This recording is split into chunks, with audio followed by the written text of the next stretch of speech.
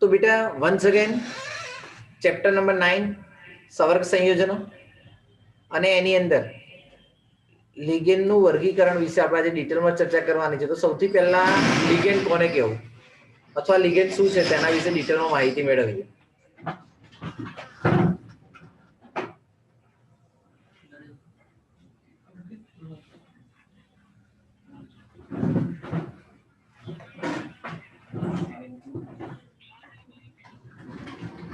તો સંક્રાંતિ તત્વોના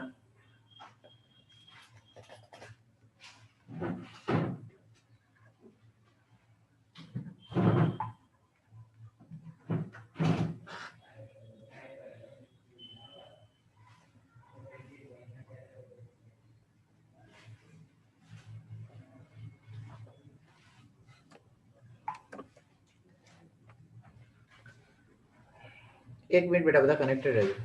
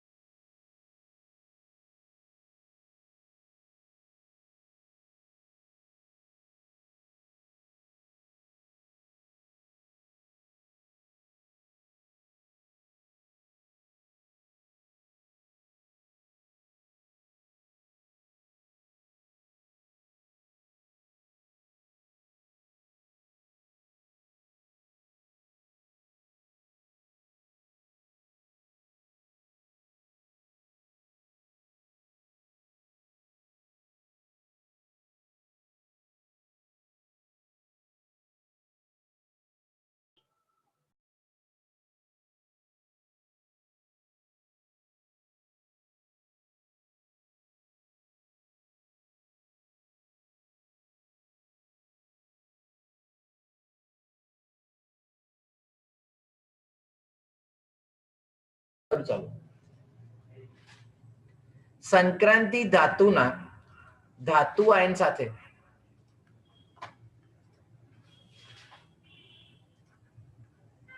દ્વિતીય સંયોજકતા વડે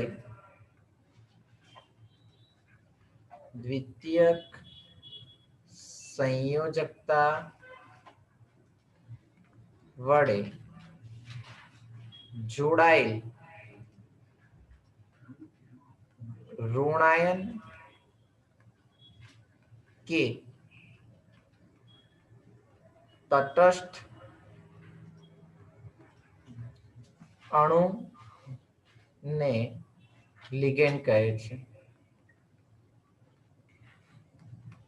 સંક્રાંતિ ધાતુના ધાતુ આયન સાથે દ્વિતીય સંયોજકતા વડે જોડાયેલ ઋણાયન કે તટસ્થ અણુને શું કહે છે? લિગેન્ડ ઇલેક્ટ્રોન યુગ્મનું દાન કરતા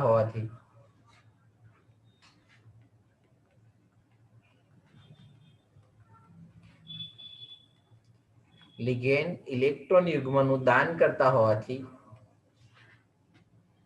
તે લુઈસ બેઝ તરીકે વર્તે છે.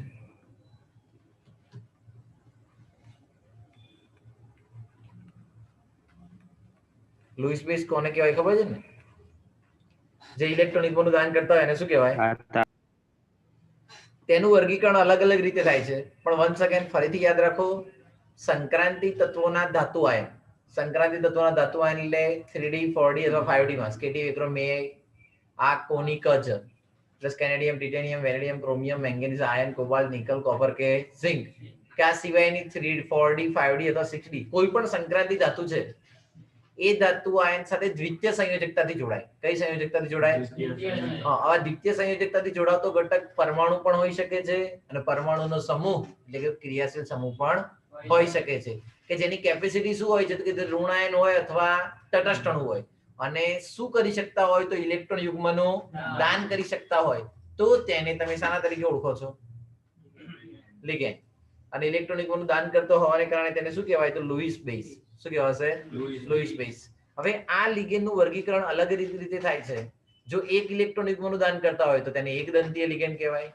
બે ઇલેક્ટ્રોન યુગ્મનું દાન કરતા હોય તો તેને દ્વિદંતીય લિગેન્ડ કહેવાય. 3 ઇલેક્ટ્રોન યુગ્મનું દાન કરતા હોય તો તેને ત્રિદંતીય લિગેન્ડ કહેવાય. અને જો 4 ઇલેક્ટ્રોન યુગ્મોનું દાન કરતા હોય તો એને ચતુષ્દંતીય અથવા 4 નથી આવતું, ડાયરેક્ટ 6 આવે છે. 1 2 3 એકદંતીય, દ્વિદંતીય, ત્રિદંતીય, પછી શું આવે 6. એટલે ષષ્ઠદંતીય લિગેન્ડ તરીકે ઓળખવામાં આવે છે. ચલો, ઇલેક્ટ્રોન યુગ્મને દાન કરવાનો લિગેન્ડને કઈ રીતે રજૂ કરવામાં આવે તો તીર વડે.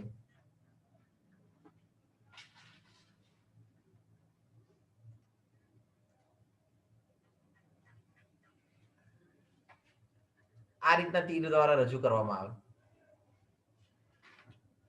જ્યારે જેમ તમે દોડતા હોય ત્યારે ખાસ વસ્તુ યાદ એવું રાખવાનું,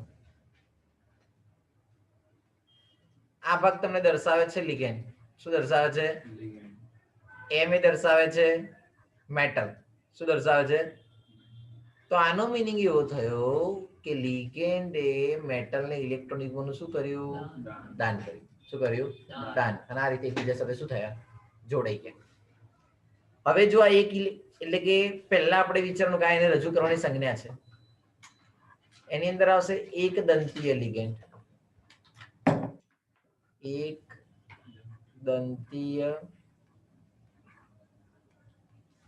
લિગેન્ડ. તો જે લિગેન્ડ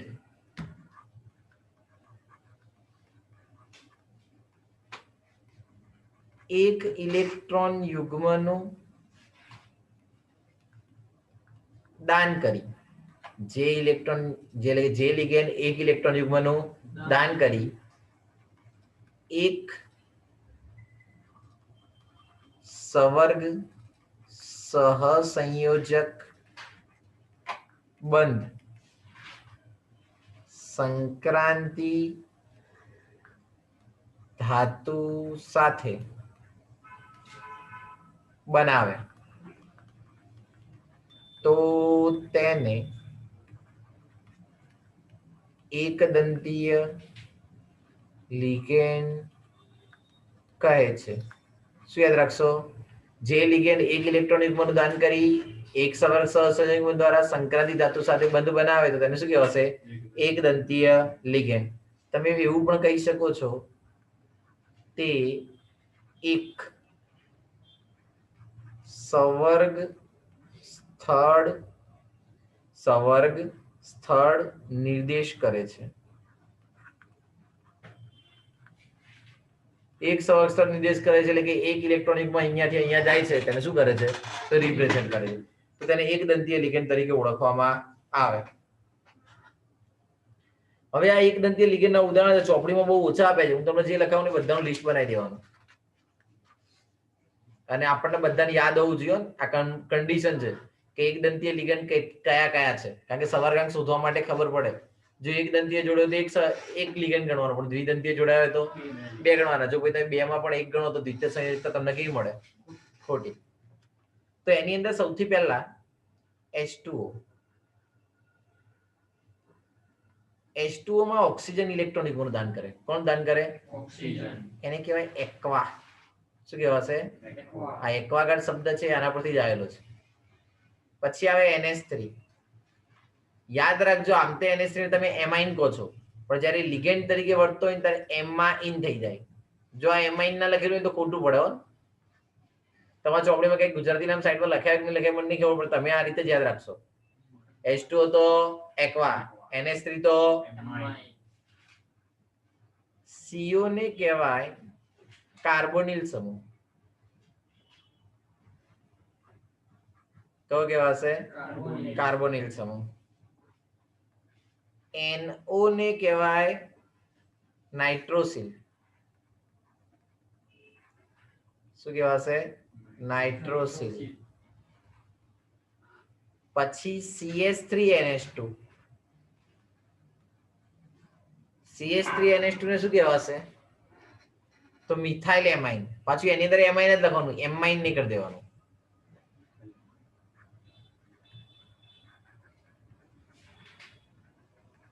પૂજન, આ બધાની ખાસિયત શું ખબર છે? બધા એક ઇલેક્ટ્રોન યુગ્મનું દાન કરી શકે. આ બધા કેટલા ઇલેક્ટ્રોન યુગ્મનું દાન કરી શકે? અને આ બધા કેવા છે પાછા? એકદંતીય છે અને તટસ્થ છે. કોઈના પર ધનવીજભાર કે ઋણવીજભાર જોવા મળે છે? તો તટસ્થ એકદંતીય લિગેન્ડના ઉદાહરણ આપણે શીખી રહ્યા છીએ. પછી આવે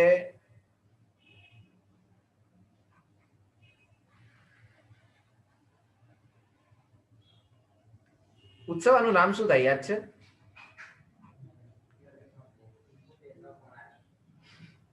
પાયરોલ. પીરિડીન. પી શું કહેવાશે? પીરિડીન. તો આ બધા કેવા છે? એક દંતીય લિગેન્ડ છે. અને એક દંતીયમાં પણ પાછા કેવા છે રોનક? તટસ્થ. હવે આપણે ચર્ચા કરીએ ઋણની. કોની વાત કરીએ? હવે આ બધામાં પાછું ઓક્સો પ્રત્યે લાગે, કયો એટલે ઓ પ્રત્યે લાગે, કયો લાગે? હા, OH ને શું કહો તમે?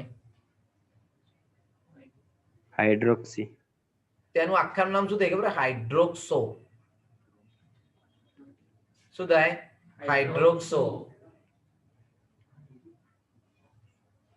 તો શુભમ, ક્લોરોને શું કહેવાય?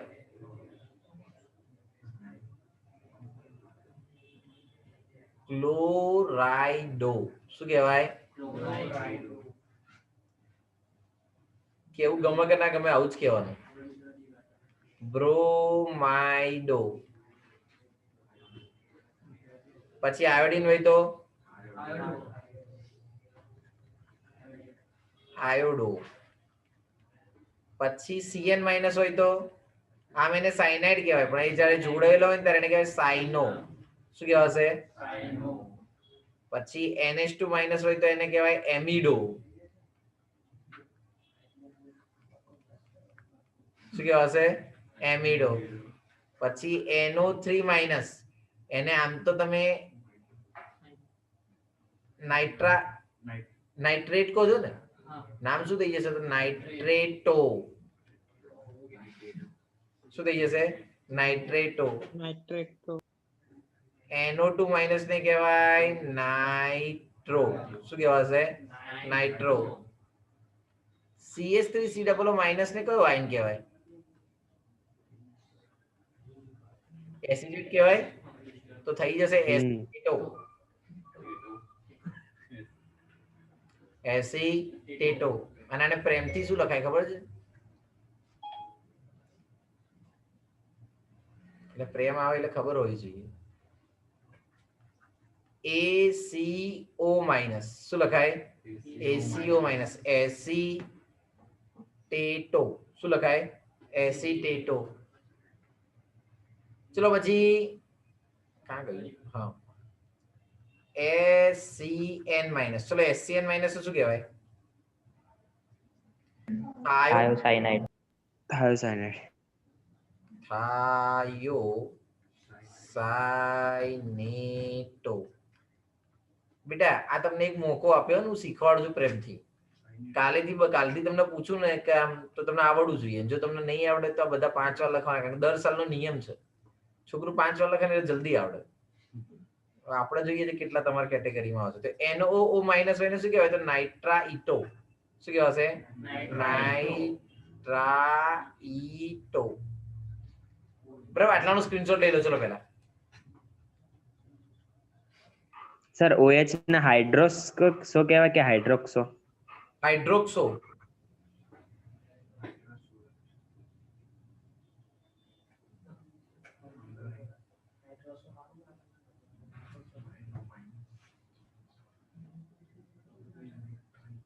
એક મિનિટ, હાઇડ્રોક્સો આવશે. ક્યાં ગયા?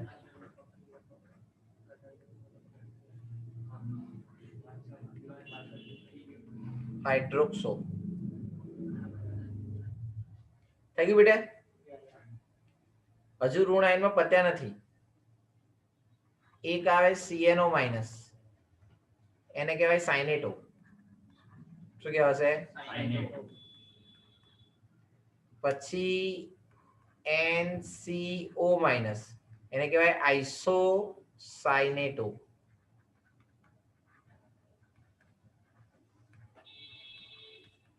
તો બધા એક દંતીય ઋણ હતા. કેવા હતા?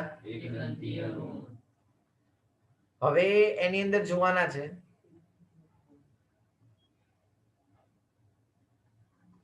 દ્વિ-ઋણાયન. લિગેન્ડ એક દંતીય, પણ વીજભાર કેટલો હોય? 2. O2 માઇનસ એને ઓક્સો કહેવાય. O2 માઇનસ શું કહેવાશે? ઓક્સો. પણ એક દંતીય લિગેન્ડ જ છે. S-2 ને કહેવાય સલ્ફાઇડો. સલ્ફાઇડો. પછી ત્રિઋણ આયન. ત્રિઋણ આયનમાં આવશે N3 માઇનસ એને કહેવાય નાઇટ્રાઇડો. નાઇટ્રાઇડો.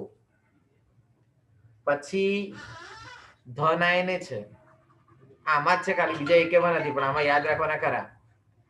NO પ્લસ હોય તો ખાસ યાદ રાખજો, એને નાઇટ્રોસોનિયમ કહેવાય. શું કહેવાય? નાઇટ્રોસોનિયમ. અને NO2 પ્લસ હોય તેને નાઇટ્રોનિયમ કહેવાય. શું કહેવાશે? નાઇટ્રોનિયમ. તો આ રીતે એને દર્શાવી શકાય. તો ચલો એક દંતીય લિગેન્ડમાં તટસ્થ કયા કયા?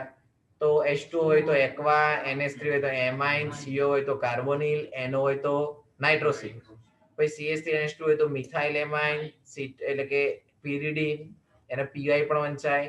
કોઈ OH માઇનસ હોય તો હાઇડ્રોક્સો, Cl માઇનસ હોય તો ક્લોરાઇડો, Br માઇનસ હોય તો બ્રોમાઇડો, I માઇનસ હોય તો આયોડાઇડો, Cn માઇનસ હોય તો સાઇનો, NH2 માઇનસ હોય તો એમિડો, NO3 માઇનસ હોય તો નાઇટ્રેટો, NO2 માઇનસ હોય તો નાઇટ્રો, CH3C ડબલ માઇનસ એને કહેવાય એસિટેટો, SCN માઇનસ તો થાયોસાઇનેટો, NCS માઇનસ તો આઇસોથાયોસાઇનેટો, ONO માઇનસ તો નાઇટ્રાઇટો.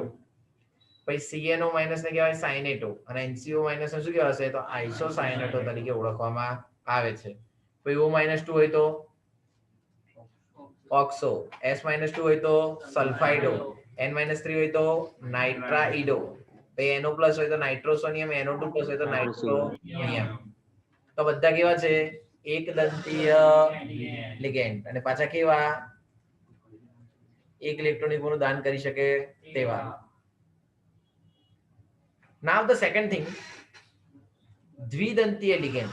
ચલો હવે દ્વિદંતીયની વ્યાખ્યા શું બનાવીએ મારે તમને શીખવાડું, પછી તમે જાતે બોલશો. સર 1 મિનિટ ઓલો સ્ક્રીનશોટ લેવા દો તો ફરીથી. એક મિનિટ લાવી દે પાછું, ડોન્ટ વરી.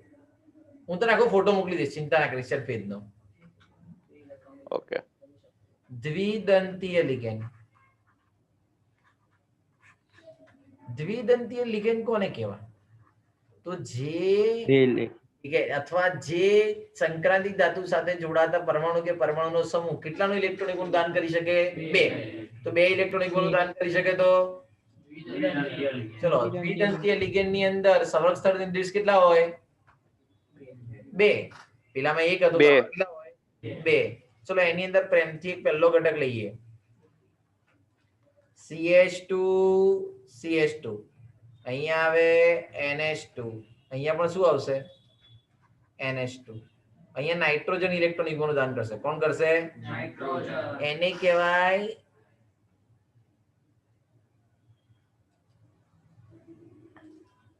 ગ્રુપમાં મહર્ષિ. ડન. તો NH2 એને કહેવાય ઇથિલિન ડાયએમાઇન. શોર્ટમાં એને લખાય EN. શું લખાય? EN. એનું નામ શું થાય? ઇથિલિન ડાયએમાઇન. ચલો પછી CH2, CH2, અહીંયા CH2, અહીંયા NH2 અને અહીંયા પણ NH2. ચલો આને શું કહેવાશે? PN. શું કહેવાય? PN એટલે કે પ્રોપિલિન ડાયએમાઇન. કોણ ઇલેક્ટ્રોનિક નું દાન કરે છે આમાં? નાઇટ્રોજન. કોણ દાન કરે છે? નાઇટ્રોજન. ચલો પછી હમણાં જ આના વિશે આપણે 12મા ચેપ્ટરમાં ચર્ચા કરી છે. જો કોકને વિડિયો જોયા હશે ખબર હશે. NH2 ને શું કહેવાય? અમે થોડા જોઈએ એક્ઝામ વગર. NH2 ને શું કહેવાય? હાઇડ્રેઝિન. શું કહેવાશે?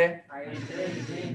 યાદ રાખજો રવિવારે ચેપ્ટર નંબર 12 જેટલું ચાલુ છે ને બધાની એક્ઝામ હશે. આલ્ડિહાઇડ કીટોન કમ્પ્લીટ કરી છે. તૈયારી નહીં હોય તો કેટલા માર્કની સર? શું બેટા? બધાને કે તમ? હા બધાને બેટા. સાવલે સાહેબ એમ કીધું કે આ વીકમાં તમારી એક્ઝામ નહીં લે, પણ સન્ડે તો લેવાય ને, વીક પતી જાય. હા ઓકે, પણ કેટલા માર્કની? 30-40 માર્ક્સની. 30 40 30 કે 40 એમ. એ ઈચ્છા થાય પેપર બનાવે એવું એટલે કહું તને, પણ તારે એક્ઝામ માટે રેડી રહેવાનું એમ. શનિવારે જાહેરાત કરીશું સત્તાવાર. ઓકે. તો NH2 ને હાઇડ્રેઝિન કહેવાશે. NH2 ને શું કહેવાશે? હાઇડ્રેઝિન. એ પણ કેવો છે? તો દ્વિદંતીય લિગેન્ડ છે. કેવો લિગેન્ડ છે? દ્વિદંતીય. તો આ તટસ્થતા, ચલો EN ને કહેવાય ઇથિલિન ડાયમાઇન, PN ને કહેવાય પ્રોપેલિન ડાયમાઇન, અને NH2 ને શું કહેવાશે? Hydrazine. Now second term. NH2CH2 COO minus. અહીંયા એક નાઇટ્રોજન દાન કરે ને અહીંયા એક ઓક્સિજન દાન કરે. આને કહેવાય ગ્લાયસિનેટો.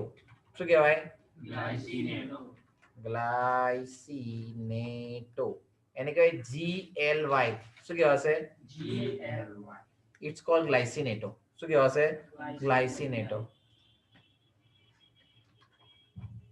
દ્વિદંતીય લિગેન્ડ છો. એક ઋણ આયન છે અને કેવો છે? દ્વિદંતીય. ચલો COO માઇનસ. COO minus. આને કયો લિગેન્ડ કહેવાય? આનું નામ શું થાય?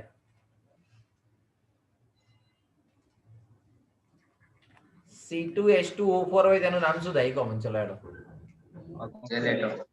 હા, ઓક્ઝેલિક નામ છે, એના પરથી આયન બન્યો એટલે એને કહેવાય ઓક્ઝેલેટો.